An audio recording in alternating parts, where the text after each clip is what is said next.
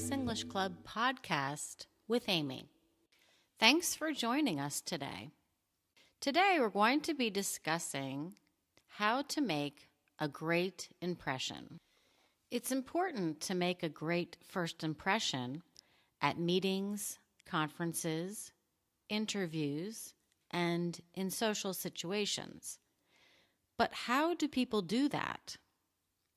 Well, an impression is a quick picture of who you are, made by another person, that is based on little clues that are apparent to the viewer pretty quickly. For example, a teacher can tell the motivated students from the non-motivated students by where they sit in the classroom. The motivated ones are in the front row, and the non-motivated ones are in the back row. Where you choose to sit in a meeting, conference, or at a party tells a lot about you.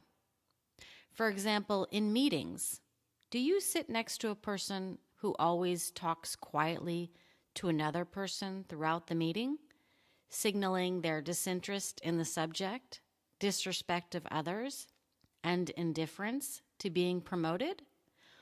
Or do you sit next to someone who is listening intently and participating in meetings? What does intently mean? It means with eager attention. For example, he listens intently during lessons, but still forgets what he heard later. You can tell when someone is listening intently because they have a certain look on their face. They sort of look very serious and appear somewhat frozen. So to make a better point, it's important that you are listening intently and actively participating in meetings, conferences, and in social situations. Your eyes give away a lot about you. What are your eyes saying? People can tell a lot just by looking at your face and eyes. Everyone knows the difference between eyes that are excited and eyes that are bored. Your feelings are coming across on your face. What does coming across mean? It means they are showing. Coming across is a phrasal verb. It's also used in this way. You're coming across as arrogant.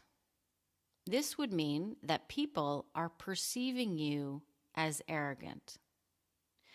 It can also be used in this way. It's important that you come across as friendly if you want people to get to know you. So back to the point. If you want to make a great impression, you should ask yourself how you are coming across to people. For example, people like people who smile easily. Why? Because people who smile come across as friendly and warm, and people feel like they will have a positive experience with this person. So try to smile more if you want to give a great impression. People like to bask in their positive energy. To bask means to sit in and absorb. For example, we often say that we bask in the sun. It means we take in the warmth and light. Another example is he basked in the glory of winning the election. So be the person who smiles easily, and you'll have people basking in your light. People will flock to you naturally, possibly because they want to avoid the person who hasn't smiled in over an hour. That person looks scary. So what's flocking? Well, it comes from sheep. A group of sheep is called a flock, but it can be used as a verb to mean heading towards something as a group. For example, people flock towards stores when they have sales. So to create a great impression, you should also dress professionally, but according to your profession. People who work in corporate environments should dress professionally and conservatively. People who work in creative fields should be professional, but also show some creativity in their outfits. Also, if you wear something that is interesting but still professional, you might allow for a conversation starter. For example, wearing an interesting tie or necklace might attract some people who admire your originality, and they may make a comment to you about that. This creates an opportunity to get to know someone. It's an effective way to attract conversation. So let's say you are doing all these things. You look professional, you sit in the front row, you listen intently, you respond appropriately. Now what? What else can you do? Well, let's say you're in a meeting and you're wondering if you should speak and what you should say. Well, that's a good start, but don't worry so much. Just be sure to say something. Speaking at meetings is important, but it can be stressful. Don't leave a meeting without saying something, but don't worry about what you say. Less is fine. You don't have to say much, just say something, especially at first. If you don't understand what people are talking about, then ask a question, but be sure to show your interest in the meeting. When you do speak, try to speak in a relaxed yet energetic tone. Until people get to know you, it's more important how you say something than what you say. After a bit of time goes by, people will expect you to weigh in on a subject, and then it will be about what you say. What does weigh in mean? It means to give your opinion. It's a phrasal verb that is used a lot in business situations. For example, you might hear someone say, "Could you weigh in on what you think needs to be done in order to increase sales?" It means, can you give us your opinion? It's used a lot in business conversations, so be sure to remember that one.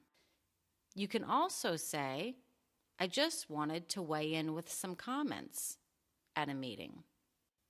So after you begin weighing in on some subjects in meetings, it's a good idea to try to step up your game with some facts, figures, and research to enhance what you're saying.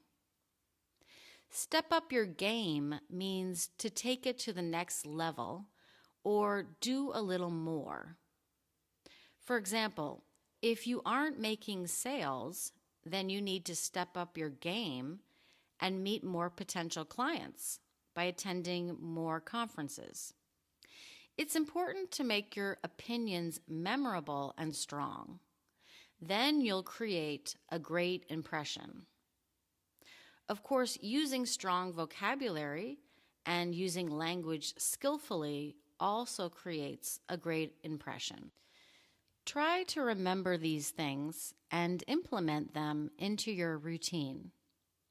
You'll have people flocking to you and basking in your glory. So let's review the vocabulary.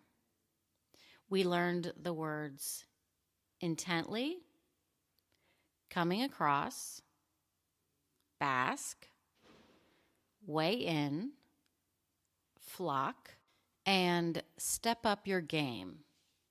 Try to use these words this week. Remember to listen to a podcast 2 or 3 times to get the most out of it, and to remember the vocabulary words. Your listening skills and pronunciation will also naturally improve. If you haven't checked out our courses yet, I encourage you to do so. go to www.businessenglishclub.com and you'll find our courses and free lessons. I encourage you to try one of our courses. We believe that listening and vocabulary leads to fluency, so our courses are packed with both so that you can reach your fluency goals more easily.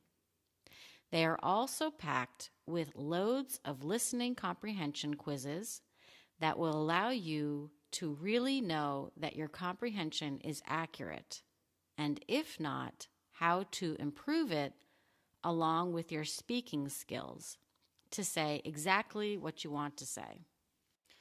I hope you'll check us out, and I'll see you next week. Bye-bye.